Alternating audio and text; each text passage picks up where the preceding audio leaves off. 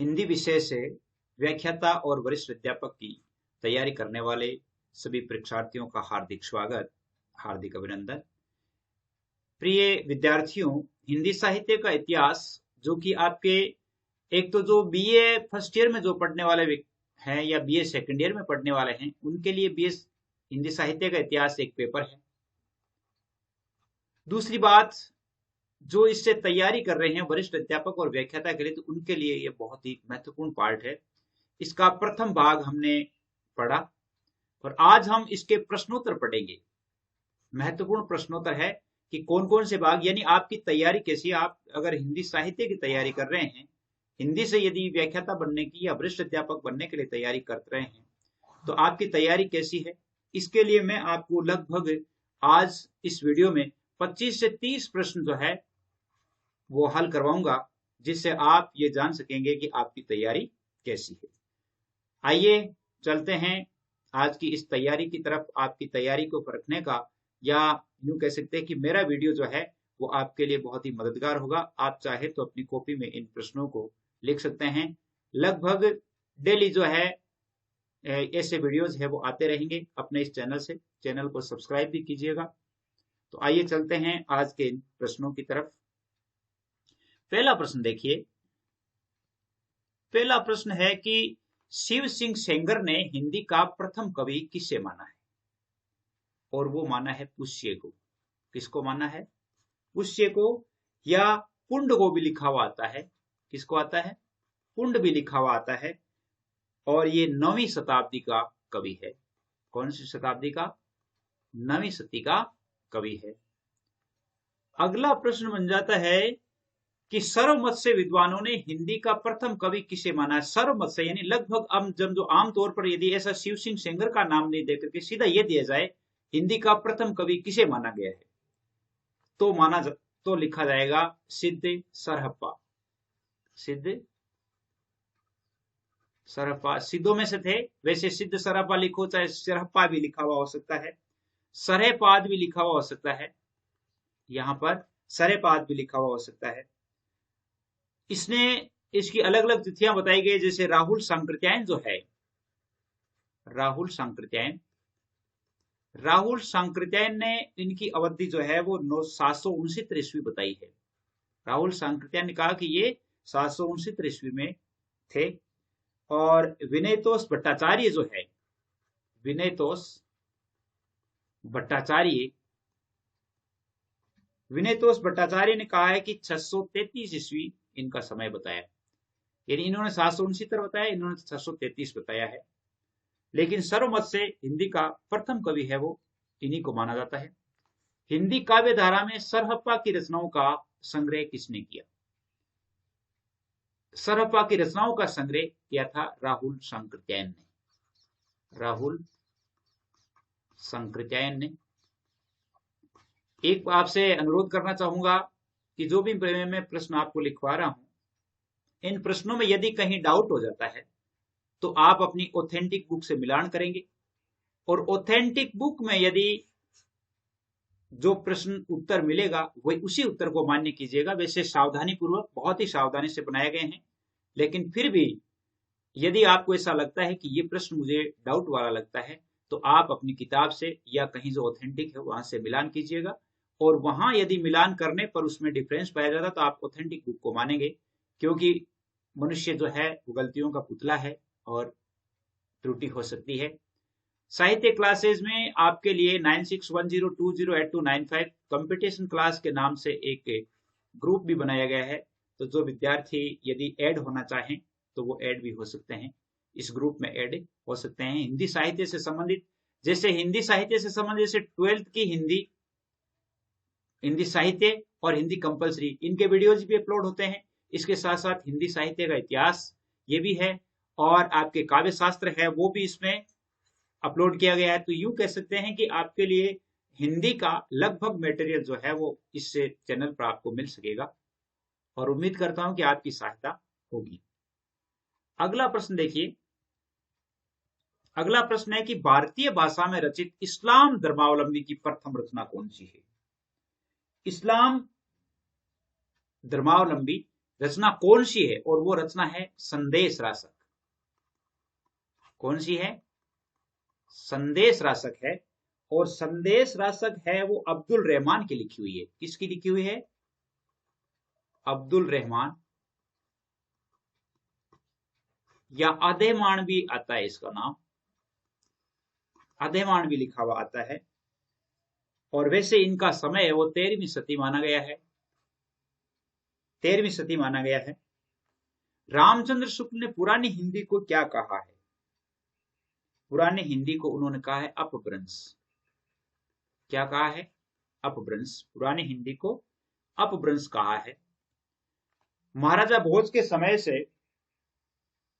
हमीरदेव के समय तक हिंदी साहित्य के आदिकाल का समय किसने माना है? महाराजा भोज के समय से हमीरदेव के समय तक जो हिंदी साहित्य के समय को आदिकाल का समय माना है, तो वो किसने माना है? आचार्य शुक्ल ने माना है। आचार्य शुक्ल, यानी आचार्य रामचंद्र शुक्ल। आचार्य रामचंद्र शुक्ल। रामचंद्र शुक्ल कहते हैं कि राजा भोज के समय से लेकर के हमीरदेव के समय तक का जो समय है वो आदिकाल के अंतर्गत आता है। अगला प्रश्न देखिए। अगला प्रश्न है कि पाहुड़ दोहा रचना के रचयिता कौन है? और पाहुड़ दोहा रचना के रचयिता है राम सिंह। कौन है? राम सिंह, जो कि 11वीं सदी के कवि हैं। 11वीं सदी में इन्होंने ये पुस्तक लिखी थी, पाहुड़ दोहा। आचार्य रामचंद्र शुक्ल के अनुसार अपभ्रंश नाम सर्वप्रथम कहां मिलता है? बहुत ही इंपॉर्टेंट प्रश्न है। सबसे पहले कहां मिलता है? वो मिलता है वल्लभी के राजा धारसेन द्वितीय के शिलालेख में। वल्लभी के राजा धारसेन द्वितीय के शिलालेख में कहां मिलता है? द्वितीय के आचार्य रामचंद्र शुक्ल के अनुसार अपभ्रंश का नाम सर्वप्रथम कहां मिलता है? वल्लभी के राजा धारसेन द्वितीय के शिलालेख में मिलता है। अगला प्रश्न है कि राहुल भद्र अथवा सरोज वज्र किस कवि का अन्य नाम है? और वो सरहप्पा का नाम है। किसका नाम है? सरहप्पा का नाम सरोज वज्र है, सरहप्पा का नाम राहुल भद्र है। ये इनके नाम मिलते हैं। अगला प्रश्न है कि 84 सिद्धों में सबसे ऊंचा स्थान किस सिद्ध का माना जाता है? और वो माना जाता है लुइपा का। किसका माना जाता है? लुइपा का माना जाता है। अब जैसे सिद्धों में से सबसे पहले सरहप्पा, उसके बाद सबरपा, सबरपा के बाद लुइपा, लुइपा के बाद डोम्बिपा, डोम्बिपा, और डोम्बिपा के बाद कन्हप्पा, जिनको कन्हैयापा भी कहते हैं, और कुकुरिपा। इस प्रकार इनकी जो है वो वंशावली चलती है। सरप्पा, सबरपा, लुइपा, डोम्बिपा, कन्हप्पा, कुकुरिपा। 11वां प्रश्न बन जाता है कि हिंदी साहित्य का विकास कहां हुआ? और हिंदी साहित्य का विकास हुआ पूर्वी भारत में। कहां हुआ?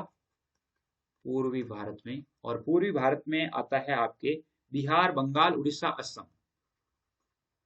बिहार, बंगाल, उड़ीसा, असम। यहां पर सिद्ध साहित्य का विकास हुआ था। किसका? सिद्ध साहित्य का विकास जो है वो कहां हुआ था? पूर्वी भारत में हुआ था सिद्ध साहित्य का। सिद्धों का विकास हुआ किससे है? ये बहुत इंपॉर्टेंट बात है। और सिद्धों का विकास हुआ है बौद्ध धर्म की वज्रयान शाखा से। बौद्ध धर्म की वज्रयान शाखा से। वज्रयान शाखा से दो शाखाएं थी, एक तो सहजयान थी और एक वज्रयान थी। तो वज्रयान शाखा से बौद्ध धर्म का उदय हुआ। हजारी प्रसाद द्विवेदी के अनुसार गोरखनाथ का समय किस सदी को माना गया है? सदी मतलब शताब्दी। गोरखनाथ का समय जो है हजारी प्रसाद द्विवेदी ने किस समय को माना है?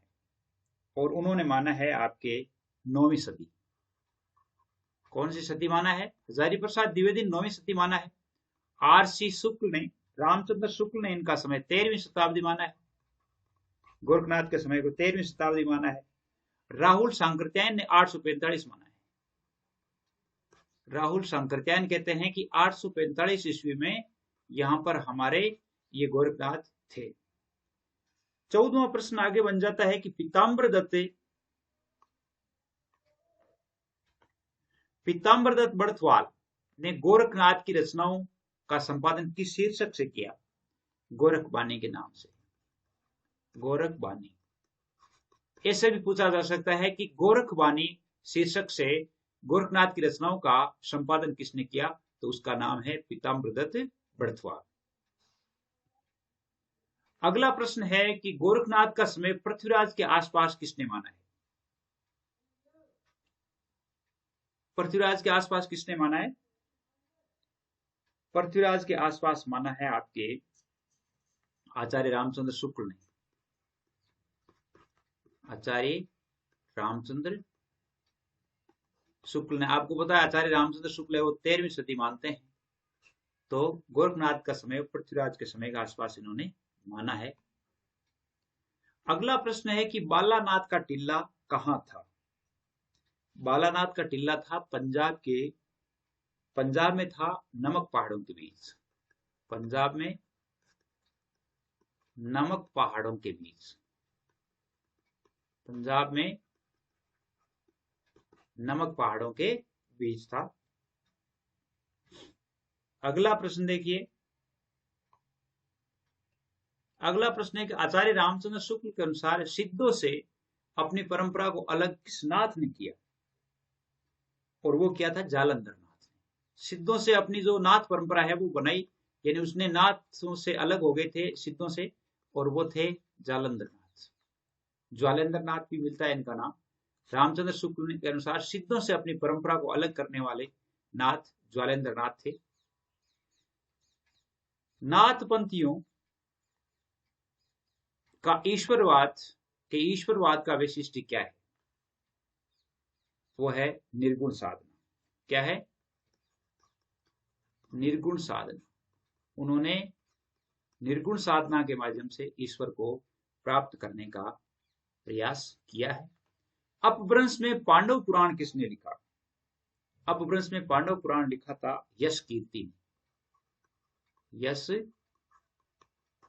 कीर्ति ने पांडव पुराण यश कीर्ति ने लिखा। अपभ्रंश भाषा का वाल्मीकि किसे कहा गया है? और वो कहा गया है स्वयंभू। किसको कहा गया है? स्वयंभू को यश कीर्ति, स्वयंभू को अपभ्रंश का वाल्मीकि कहा गया है। अगला प्रश्न है कि तजाकिरा स्वराई हिंदी नामक इतिहास ग्रंथ के रचयिता कौन है या रचनाकार कौन है? और इसके रचनाकार है आपके मौलवी करीमुद्दीन। क्या नाम है? मौलवी करीमुद्दीन। मौलवी करीमुद्दीन जिन्होंने 1848 ईस्वी में ये पुस्तक लिखी, 1848 ईस्वी में, और ताशी के बाद में यही लिखी गई है। यानी फ्रेंच विद्वान जो थे गारसन दा ताशी ने जो किताब लिखी थी इस्तवार द लॉ लिटरेचर हिंदुस्तानी, उस पुस्तक के बाद तजाकिरा ई स्वराई पुस्तक ही लिखी थी, मौलवी करीमुद्दीन ने लिखी थी। इसमें 1004 कवियों का वर्णन है, जिनमें से हिंदी के कवियों का वर्ण है वो 62 कवि है, अन्य जो उर्दू के कवि हैं। आगे देखिए 22वां प्रश्न देखिए। 22वां प्रश्न है कि हिंदी साहित्य के इतिहास लेखन का सबसे पहले प्रयास किसने किया? सबसे पहले प्रयास तो अपन पहले ही पढ़ा है हमने, गारसन दा ताशी ने किया था। गारसन दा ताशी ने, जो फ्रेंच विद्वान थे, फ्रेंच के थे ये, उन्होंने पुस्तक लिखी थी द इस्तवार द लॉ लिटरेचर हिंदुस्तानी, पुस्तक जो लिखी थी।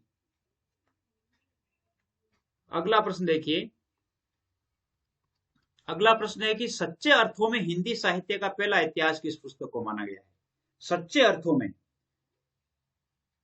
हिंदी साहित्य का पहला इतिहास या हिंदी साहित्य का प्रथम इतिहास किस पुस्तक को माना गया है? और वो पुस्तक आपके हैं ग्रियर्सन की लिखी हुई है, modern vernacular literature of Hindustan. Modern vernacular literature of Hindustan, literature of Hindustan. ये किसकी लिखी हुई है? ग्रियर्सन की लिखी हुई है। ये ग्रियर्सन ने लिखी थी। और ग्रियर्सन की और भी कई विशेषताएं हैं। ग्रियर्सन ने 16वीं 17वीं शताब्दी यानी भक्ति काल को हिंदी काव्य का स्वर्ण युग कहा है। बहुत इंपॉर्टेंट बात है, भक्ति काल को हिंदी काव्य का स्वर्ण युग कहने वाले ग्रियर्सन ही थे। अगला प्रश्न देखिए, अगला प्रश्न है कि लेखक और कवियों का कालक्रम अनुसार वर्गीकरण करने का सर्वप्रथम प्रयास किसने किया? और वो भी जॉर्ज ग्रियर्सन ने किया था। किसने किया था? जॉर्ज ग्रियर्सन ने ही किया था। साहित्य को जनता की चित्तवृत्तियों का संचित प्रतिबिंब किसने कहा है? आचार्य रामचंद्र शुक्ल ने कहा है। किसने कहा है?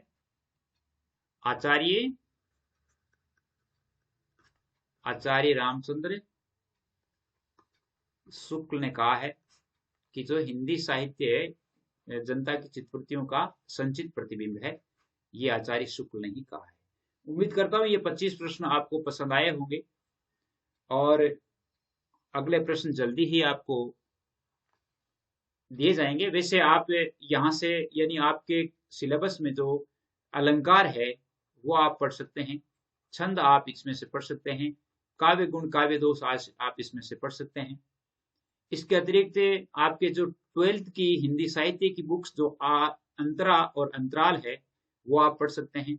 इसके अलावा आप आरोह और वितान जो बुक्स है वो भी आप इस चैनल से आप पढ़ सकते हैं।